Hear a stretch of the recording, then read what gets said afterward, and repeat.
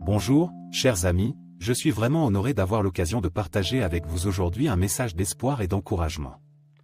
Je comprends que la vie peut parfois ressembler à un champ de bataille, rempli de défis, de luttes et d'incertitudes. Si vous êtes face à des géants, si vous êtes au milieu d'une tempête, je veux que vous sachiez que vous n'êtes pas seul. Nous allons explorer une vérité profonde qui a le potentiel de transformer la façon dont vous affrontez vos batailles. Le titre dit tout, Dieu est plus grand que vos batailles. Il ne s'agit pas seulement d'une phrase accrocheuse, mais d'une réalité profonde enracinée dans la nature immuable de notre Dieu Tout-Puissant. Alors, où que vous soyez en ce moment, quelles que soient les batailles que vous menez, prenez un moment pour respirer et ouvrez votre cœur à l'assurance que Dieu est avec vous. Sa puissance est inégalée, son amour est indéfectible et sa sagesse dépasse notre compréhension. En plongeant dans les Écritures et les récits qui illustrent l'ampleur de la puissance de Dieu, je prie pour que vous trouviez la force, le courage et une foi renouvelée.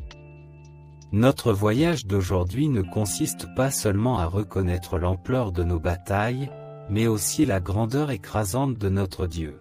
Je vous invite à vous joindre à moi dans cette exploration, à laisser la vérité de la parole de Dieu résonner dans votre cœur, et à découvrir la paix et la confiance qui viennent du fait de savoir que Dieu est plus grand que vos batailles. Avant de nous plonger dans les batailles auxquelles nous sommes confrontés, fixons d'abord notre regard sur la magnificence de celui qui se tient à nos côtés dans ces batailles. Notre Dieu n'est pas un observateur distant, il est le souverain de toute la création. Les Écritures déclarent dans le psaume 147, 5, « Notre Seigneur est grand et puissant, son intelligence est sans mesure. » Imaginez l'immensité de l'univers, les innombrables étoiles et galaxies, c'est Dieu qui les a fait naître. Il commande au vent et aux vagues, qui lui obéissent. Son pouvoir n'est pas seulement illimité, il est aussi intimement impliqué dans les détails de notre vie.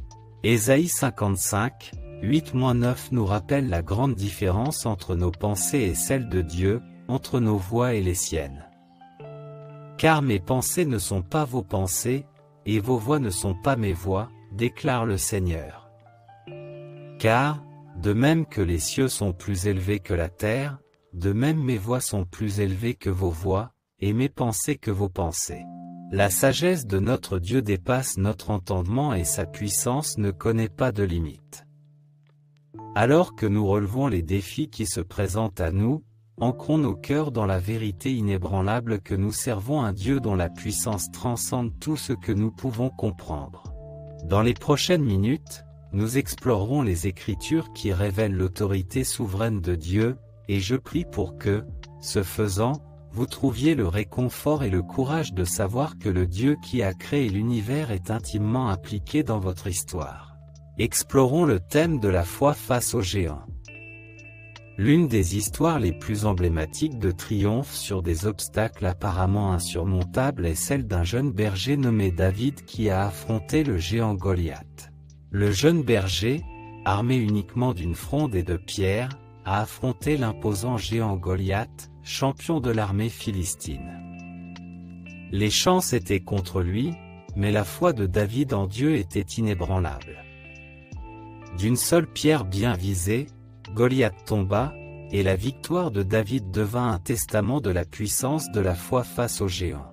Cette histoire n'est pas seulement un conte ancien, c'est une illustration intemporelle de la façon dont, avec la foi en Dieu, nous pouvons affronter nos propres géants et connaître des victoires qui dépassent l'entendement humain. Inspirons-nous de 3 autres histoires bibliques d'individus qui ont affronté leurs géants avec une foi extraordinaire. Dans l'histoire de Job, nous rencontrons un homme qui, malgré des souffrances et des pertes inimaginables, s'est accroché à sa foi en Dieu. L'histoire de Job nous enseigne l'endurance, la confiance et la restauration qui résultent de la fidélité au milieu des épreuves. La vie de Joseph a été marquée par la trahison, l'esclavage et l'emprisonnement, mais sa foi inébranlable dans le plan de Dieu l'a conduit à une position de grande influence et lui a finalement permis de sauver sa famille pendant une période de famine. L'histoire de Joseph est un testament de la fidélité de Dieu, même dans les chapitres les plus sombres de notre vie. Esther, une jeune femme juive, s'est retrouvée en position de sauver son peuple de la destruction.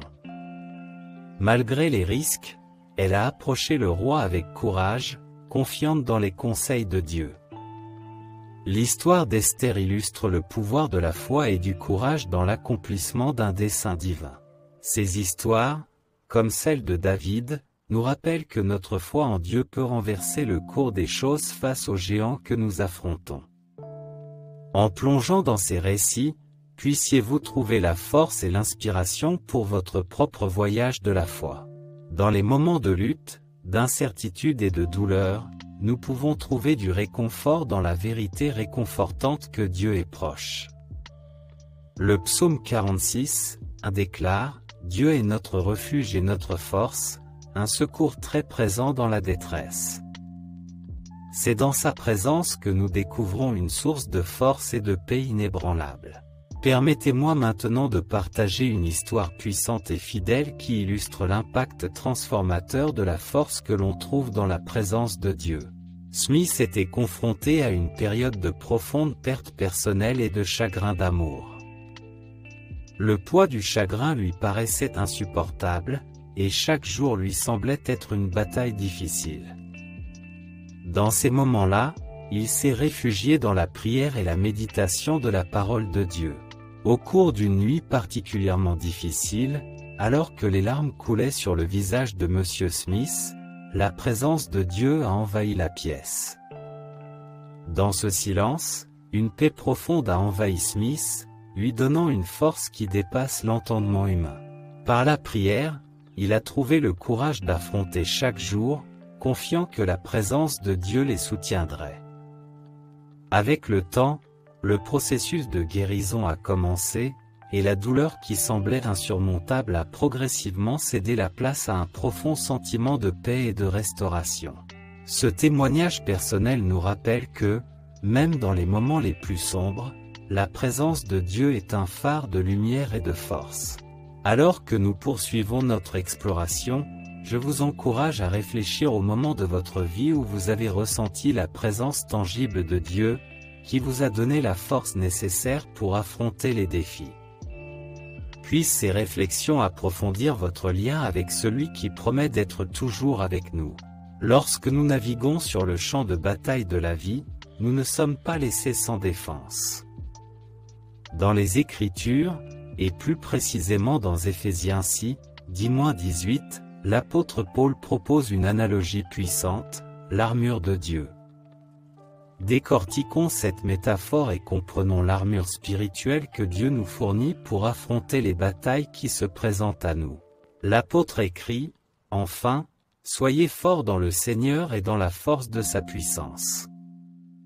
Revêtez toute l'armure de Dieu, afin de pouvoir résister aux manœuvres du diable. » La première pièce de l'armure mentionnée est la ceinture de la vérité. Dans un monde rempli de mensonges, la vérité de Dieu est notre ancre.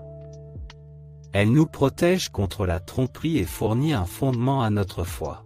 La cuirasse de la justice protège notre cœur. Elle nous rappelle la justice imputée que nous possédons en Christ.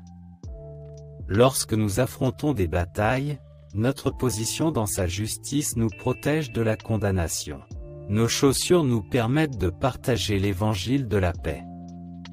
Au milieu du chaos, le message de la paix de Dieu devient non seulement notre fondement, mais aussi notre mission.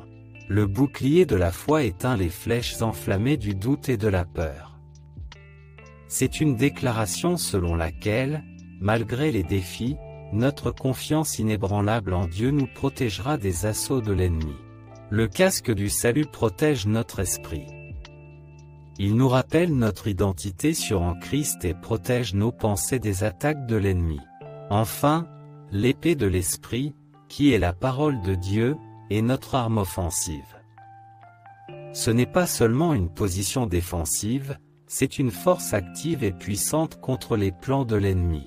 Alors que nous explorons ces pièces de l'armure spirituelle, je voudrais vous encourager, chers lecteurs, à revêtir chaque jour l'armure complète de Dieu.